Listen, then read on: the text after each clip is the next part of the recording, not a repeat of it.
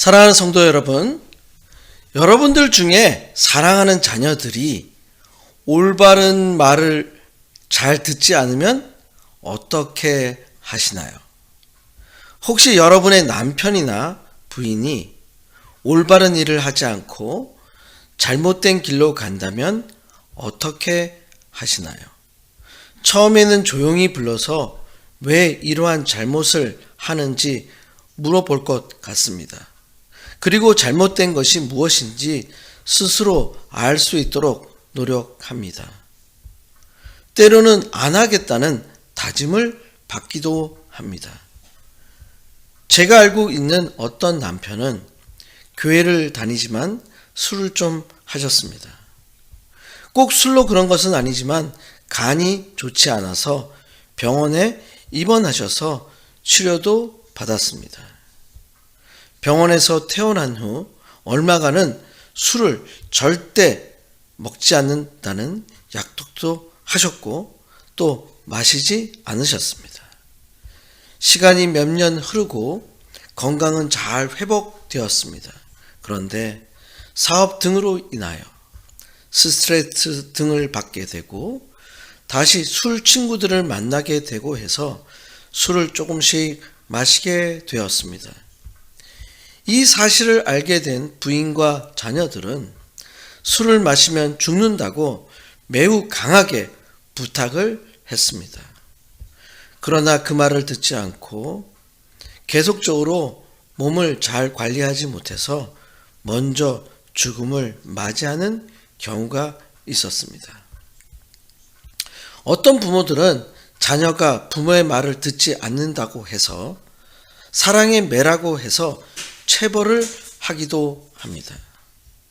체벌을 하게 되면 처음에는 자녀들이 체벌을 받지 않기 위해서 부모의 말을 듣는 것 같지만 자녀에게 정서적으로 상처를 주게 됩니다.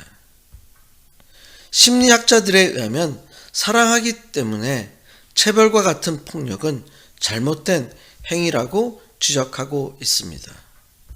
특별히 부모들이 자녀의 잘못된 행위에 대해서 고치도록 노력할 때 가장 중요한 부분이 감정을 제어하는 것입니다. 아이들이 잘못한 것에 대해서 말하다 보면 화가 나게 되고 처음에는 조용히 말로 한 것이 나중에는 감정이 있는 야단이 되고 그동안 참고 참았던 화가 폭발하게 되는 경우가 발생합니다. 그렇기 때문에 절대적으로 사랑하기 때문이라는 이유에 감정이 들어간 언행을 하지 말아야 합니다. 따라서 자녀들의 문제에 대해서 절대적인 개인적 감정이 섞이지 않은 상태에서 합리적 사실에 근거하여 꾸중을 해야 하는 것입니다. 특별히 자녀들뿐만 아니라 가정에서 남편 혹은 부인에 대해서 자신의 감정을 제어하지 못하여 골프채나 야구 방망이 같은 것으로 사람을 위협하거나 주먹을 사용하여 상대방을 제어하거나 손톱을 이용해서 피부에 손상을 입히는 행위는 매우 잘못된 행위입니다. 이러한 폭력적 행위는 가족에 큰 문제가 되기도 합니다. 특별히 미국에서는 이런 행위들을 하게 되면 가정폭력, 영어로는 domestic violation 해서 감옥이나 유치장에 가게 되고 정신적 치료를 받아야 합니다. 오늘 우리가 함께 읽은 갈라디아서 1장의 말씀은 매우 심하게 표현되어 있습니다. 너무 심하여 말하기도 어렵습니다.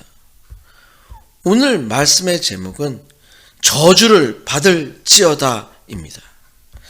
갈라디아서 1장 말씀을 통해서 왜 이렇게 심한 말을 했어야 했는지 살펴보므로 사도 바울이 편지를 통해서 오늘날 교회에게 주시는 메시지를 함께 배우고자 합니다. 첫 번째로 교회에 주시는 메시지는 다른 복음은 없습니다 입니다. 오늘 함께 읽은 갈라디아서 본문의 말씀은 사도 바울이 갈라디아 여러 교회들에게 보낸 편지입니다. 갈라디아 교회의 위치와 시기는 왜 이런 편지를 보냈는지 이해하는 데 도움이 됩니다. 갈라디아는 지금의 터키 지역인 사도 바울 시대의 소아시아의 한 지방입니다. 이곳은 갑바도기아로부터 서쪽에 위치하고 있습니다. 지명의 이름은 갈리아 사람들에서 유래되었습니다. 비교적 땅이 비옥하고 무역이 성행한 지역이었습니다. 사도 바울 당시 여러 민족의 로마 식민지 사람들이 살고 있었습니다. 그렇기 때문에 유대인들도 많이 살고 있었습니다. 성경의 기록을 살펴보면 고린도전서 16장 1절에서 사도 바울은 갈라디아에서 많은 회심자를 얻었습니다.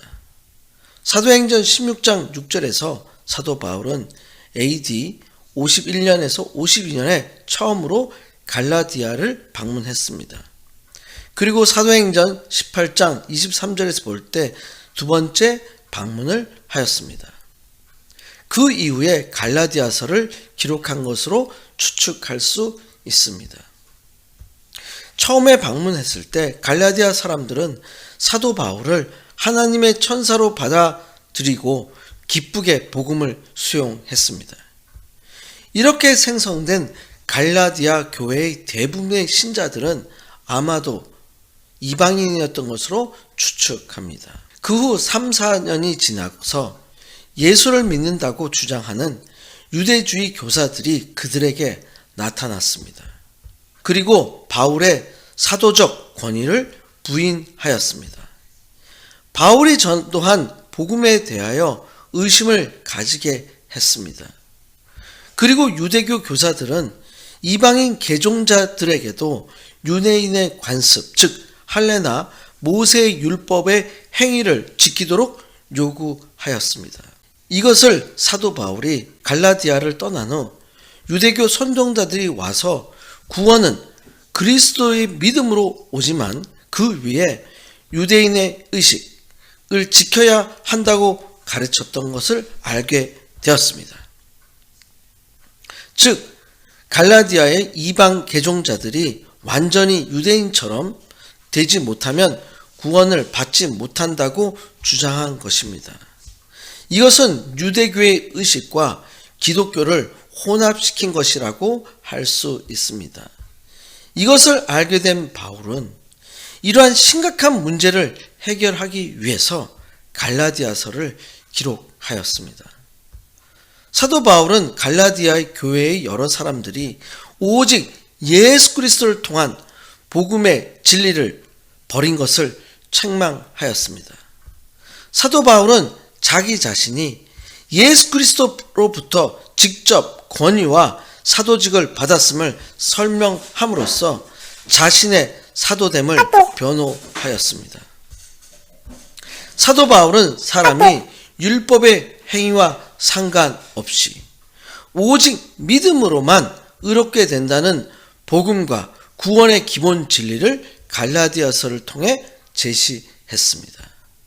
먼저 갈라디아서 1장 1절입니다. 사람들에게서 난 것도 아니요 사람으로 말미암은 것도 아니요 오직 예수 그리스도와 그를 죽은 자 가운데서 살리신 하나님 아버지로 말미암아 사도된 바울은 사도 바울은 자신을 설명하고 있습니다. 자신을 설명하기 위해서 예수 그리스도와 하나님 아버지로부터 사도가 되었다고 소개하고 있습니다. 특별히 사람에게서 난 것이 아니요 사람으로 말미암은 것도 아니오라고 소개하고 있습니다. 이것은 사도 바울의 사도권이 인간적인 기원이나 수단에 있지 않음을 분명히 밝혀주는 것입니다. 이처럼 자신의 사도권을 편지의 서두에서 강조하는 것은 당시 사도 바울이 예수님의 12 제자 중에 하나가 아니었다는 이유를 들어 사도 바울의 사도성을 부인하는 자들이 있었기 때문이라는 것을 알 수 있습니다. 이와 같은 유대주의를 고수하는 거짓 교사들의 주장은 갈라디아 여러 교회의 교인들을 심각하게 고난을 받게 했습니다. 사도 바울은 예수님의 11 사도들처럼 예수님의 지장 사역을 직접 함께 하거나 마띠아처럼 공식적으로 선출되지는 않았습니다. 그러나 사도 바울은 다메섹 도상에서 부활하신 주님을 목격하였습니다. 그리고 이방인의 사도로서 소명을 받았습니다. 이것은 사도 바울의 사도직에 대한 충분한 자격이 있음을 알려주는 것입니다. 즉 사도 바울의 사도직은 예수 그리스도와 하나님 아버지로부터 받은 권위임을 알려주는 것입니다.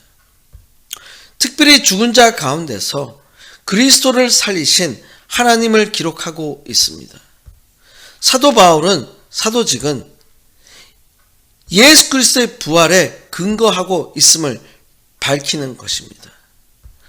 예수님의 부활은 초대교회 성도들의 신앙의 근거였습니다. 이제 사도 바울은 예수 그리스도의 복음 외에 다른 복음이 없다고 주장을 합니다. 갈라디아서 1장 6절입니다. 그리스도의 은혜로 너희를 부르신 이를 이같이 속히 떠나 다른 복음을 따르는 것을 내가 이상하게 여기노라. 사도 바울은 갈라디아의 여러 교회에게 전합니다. 너희가 그리스도의 은혜로 너희를 부르신 이를 떠났다라고 합니다. 이것은 하나님 아버지의 구원 계획으로부터 너희가 떠났다라고 책망하는 것입니다. 하나님께서는 당신의 자녀가 되는 성도를 부르시는 명확한 계획을 가지고 계십니다. 하나님의 분명한 목적과 의도가 있습니다. 하나님께서는 예수 그리스도와 더불어 교제케 하시기 위해서 부르셨습니다. 성도들로 하여금 부정한 가운데 있지 아니하고 거룩한 삶을 살도록 부르셨습니다. 평화를 위하여 부르셨습니다. 하나님의 나라와 그의 영광을 위해서 부르셨습니다. 진리를 믿음으로 구원 얻게 하시기 위해서 부르셨습니다. 성부 하나님은 그의 백성을 부르셔서 예수 그리스도를 믿음으로 구원을 얻게 하신 것입니다. 그러나 거짓된 유대주의자들로 인하여 갈라디아 교회는 부르시는 하나님으로부터 떠나는 자가 되었습니다. 사도 바울은 아마도 가슴이 찢어지는 것과 같은 고통과 안타까움을 가지고 있었을 것입니다. 그렇기 때문에 사도 바울은 이러한 잘못된 모습이 갈라디아 교회에서 일어났다는 것을 이상하게 여기노라라고 말한 것입니다.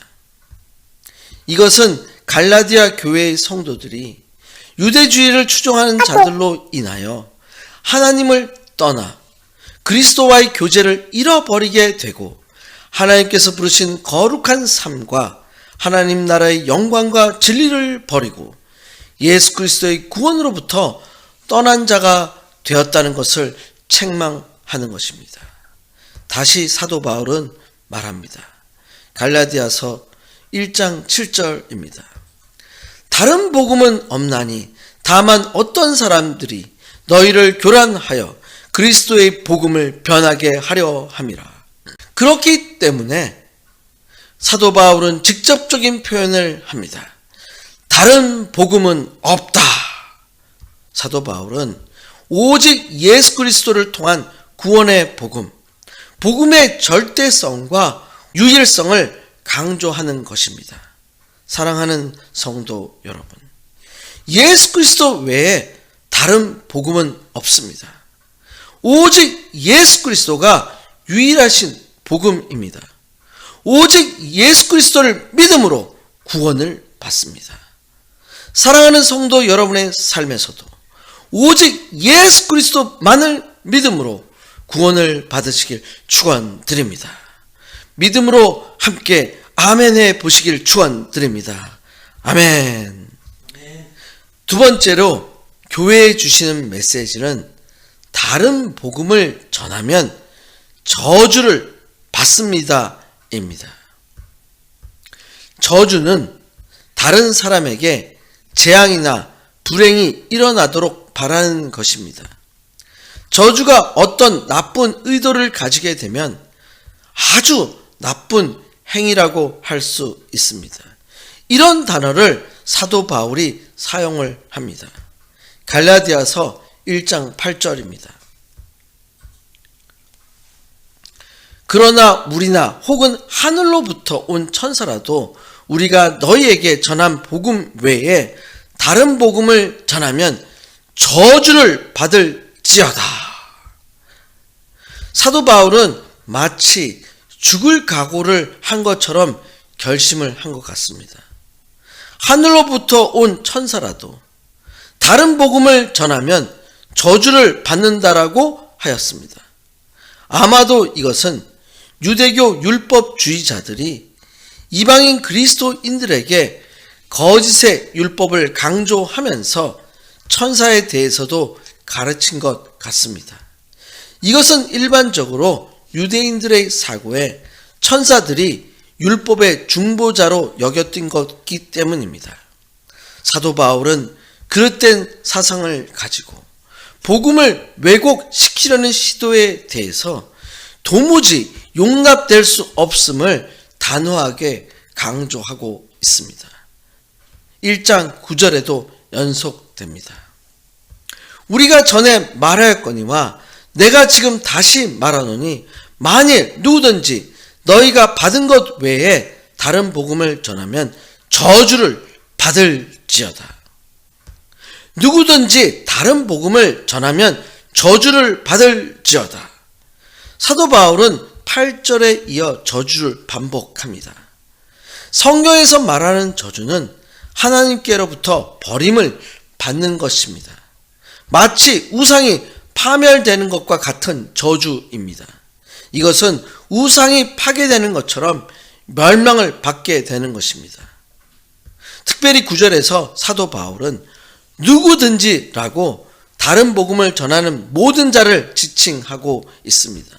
이것은 어떤 사람들, 하늘로부터 온 천사들, 심지어 사도 바울 자신까지 포함해서 모든 자를 의미합니다. 이것은 하나님의 뜻을 이루신 예수 그리스도의 십자가와 부활을 하심을 믿음으로 구원을 받는 복음 외에 다른 것을 전하는 것은 누구를 막론하고 저주를 받는다는 것을 사도 바울은 심각하게 명령하고 있는 것입니다. 사랑하는 성도 여러분, 예수 그리스도 외에 다른 복음은 없습니다. 다른 복음을 전하는 자는 누구든지 저주를 받습니다. 절대적으로 복음을 구분하셔야 합니다. 그렇기 때문에 사도 바울은 저주를 받는다고 신신당부를 하고 있습니다. 여러분의 삶에서도 어떤 유혹이 와도 유혹되지 않으시길 축원드립니다. 세 번째로 교회에 주시는 메시지는 예수 그리스도의 계시입니다. 사도 바울은 자신이 말하는 모든 것의 근거에 대해서 알려주고 있습니다. 갈라디아서 1장 11절입니다. 형제들아 내가 너희에게 알게 하노니 내가 전한 복음은 사람의 뜻을 따라 된 것이 아니니라. 사도 바울은 갈라디아 여러 교회 성도들을 형제들이라고 합니다. 헬라어로는 아델포스입니다. 형제들은 같은 조상을 가진 사람들입니다. 믿음으로 연합한 가족이라고 할 수 있습니다. 그리스도의 동역자라고 할 수 있습니다. 포괄적으로는 그리스도의 십자가를 믿음으로 받아들이고 참된 복음의 진리를 따르는 모든 자들이라고 할 수 있습니다. 사도 바울은 자신이 전한 복음은 사람의 뜻을 따라 된 것이 아니다 라고 합니다. 사람의 뜻이 아닌 하나님의 뜻을 따라 한 것이라고 분명히 알려주고 있습니다. 갈라디아서 1장 12절에 좀 더 자세히 설명합니다. 이는 내가 사람들에게 받은 것이 아니요 배운 것도 아니요 오직 예수 그리스도의 계시로 말미암은 것이라. 사도 바울은 자신이 전하는 복음의 권위가 어디서 왔는지 설명합니다. 사람에게서 받은 것도 아니요 라고 합니다. 이것은 과거 자신이 종교 지도자들로부터 명령을 받다 임무를 수행했음을 상기시켜 줍니다. 사도 바울은 이야기합니다. 내가 복음을 전하는 것은 사람들의 명령을 따라 하는 것과 차원이 다르다라고 보여줍니다. 이것은 때로 우리의 사역에 있어서 사람들에게 보여주기 위해서 하는 것이 아님을 명확하게 알려주고 있습니다. 사실 목회 혹은 선교 사역은 소속이 있기 때문에 임명을 받게 됩니다. 사역을 위해서 임명을 받을 필요가 있습니다. 그러나 어떤 목사님, 어떤 장로님, 어떤 기관의 대표의 말이 마치 갈라디아 여러 교회들처럼 다른 복음이라면 오직 예수 그리스도의 복음을 따르시길 축원드립니다. 그렇기 때문에 사도 바울은 오직 예수 그리스도의 계시라고 하였습니다. 사도 바울이 전한 복음은 그리스도의 계시임을 강조하는 것입니다. 하나님께서 여러분들에게 예수 그리스도 외에 다른 복음을 주지 않으셨습니다. 믿으시길 축원드립니다. 다른 복음을 전하면 저주를 받습니다. 여러분 모두가 잘 구분하시길 축원드립니다. 사도 바울이 강조한 것처럼 예수 그리스도의 계시를 받으시길 축원드립니다. 여러분의 삶의 현장에서 하나님께서 주시는 계시를 통해서 다른 복음을 분별하시고 오직 예수 그리스도의 복음만을 전하시는 성도의 삶이 되시길 간절히 축원드립니다. 아멘. 이 시간 함께 통성으로 기도하시겠습니다. 오늘 말씀을 통해서 예수 그리스도의 복음 외에 다른 복음을 구별할 수 있게 해달라고 기도하시길 바랍니다. 다른 복음을 전하여 저주를 받는 자가 되지 않도록 기도하시길 바랍니다. 다른 복음을 구별할 수 있게 해달라고 기도하시길 바랍니다. 복음 전파를 위한 권위를 받게 해달라고 기도하시길 바랍니다. 하나님께서 예수 그리스도의 계시를 통해서 한 분 한 분이 받게 해달라고 기도해 주시길 바랍니다. 다 같이 함께 주여 3번 크게 외치시고 기도하시겠습니다.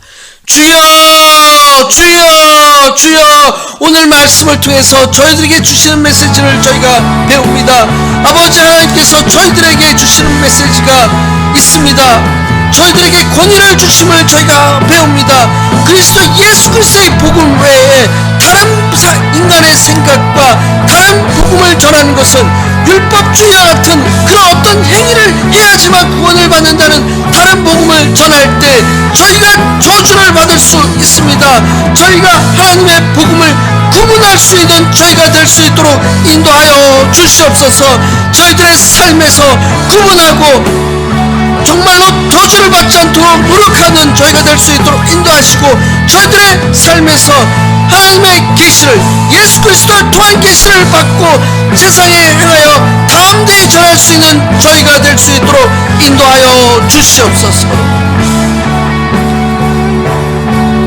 하나님 아버지 감사합니다. 오늘 말씀을 통해서 오직 예수 그리스도의 복음 외에 다른 복음이 없다는 것을 알려주심을 감사드립니다. 그동안 우리들의 삶 속에서 마치 갈라디아 여러 교회처럼 예수 그리스도의 복음 외에 다른 복음으로 인하여 혼란이 있음을 이 시간 고백합니다. 우리가 다른 복음을 전해서 저주를 받지 않도록 우리를 지켜주시길 간구합니다. 사도 바울에게 주어진 예수 그리스도의 계시가 저희들에게도 주시길 간구합니다. 우리가 전하는 복음이 오직 예수 그리스도가 되시길 간절히 기도합니다. 오직 유일한 구원의 복음이신 예수 그리스도의 이름으로 간절히 기도드렸습니다. 아멘.